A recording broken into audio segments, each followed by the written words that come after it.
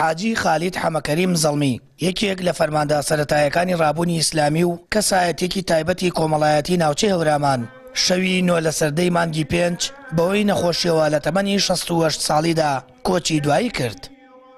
پیاوێکی بە هیممەت و چاونەترس بوو 35 ساڵە لەگەڵ ڕابوونی ئیسلامی بەڵام لە سەنگەرەکانی پێشەوە لە ئۆردوگا ئاوارەکانی ئێرانە کە خەڵکی نەیەتوانی بە تەواوی بژێوی ماڵی خۆی دابین بکە لەو کاتا کە بەفر و بەستەڵک هەموو دنیای گرتبوو کۆمەڵێک خەڵکیان ئەویست کە ئەم بانگەوازە بگەێنن بە بەشێک لە ناوچەکانی کوردستان ئەو یەکێک بوو لەو کەسانەی لە بەرەکانی پێشەوە بۆ ماوەی نزیکەی 3 مانگ ماڵ و مناڵی خۆی جێهێشت 80 گوندی کوردستان گەڕا بۆ ئەوەی باسی ئەم ڕابوونە و ئەم سەحوەی ئیسلامیە بکرێت. پیاوێک بوو بەڕاستی کلێنێکی گەورەی بۆ ئێمە دروست کرد بەڵام لەگەڵ ئەو خەمە گەورەی هەمانە کە ڕازین بە قەدەری خوای گەورە زۆر دڵمان خۆشە. پێمان وایە بگومانی چاکی ئێمە نەحسەبوه هاکەدا وەلا نوزەکی عەلی الله ئەحەدا توێشووی پێ بووە ئینشاءالله بۆ ئەو سەفەرە.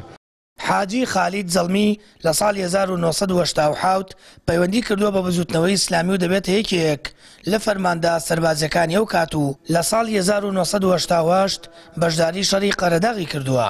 ماوەی 2 مانگ لە قەرەداغ لە ڕوبەڕووبوونەوەی ڕژەمی بەعزدا ماوەتەوە.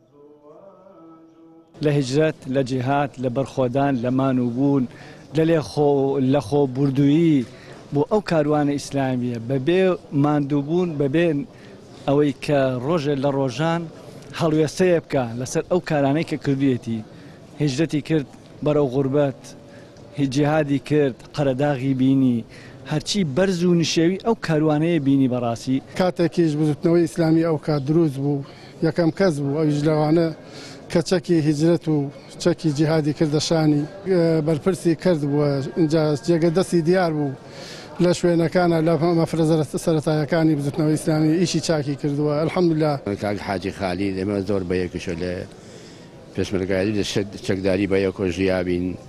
کاک حاجی شەوی وا بووە تا بەیانی کەسی هەڵنەستانوە لەبەرەوەی کە خۆی ئەجر زیاتری دەستکەوێ هاوڕێکانی لە خەو بە هاگای نەهێناون بۆ ئەوەی کە خۆی زیاتر ئەجری بەرکەوێ زیاتر خوای پەروەردگار لە خۆی ڕازی بکە. حاجی خالید حەمەکەریم زەڵمی تا دوا ساتەکانی ژیانی دانەبراوە لە کاری ئیسلامی و پێشمەرگەی دێرینی کۆمەڵی دادگەری بووە.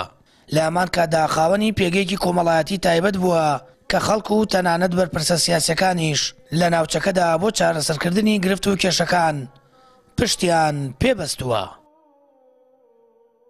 سامان فەتاح کەناڵی ئاسمانی پەیام خورماڵ.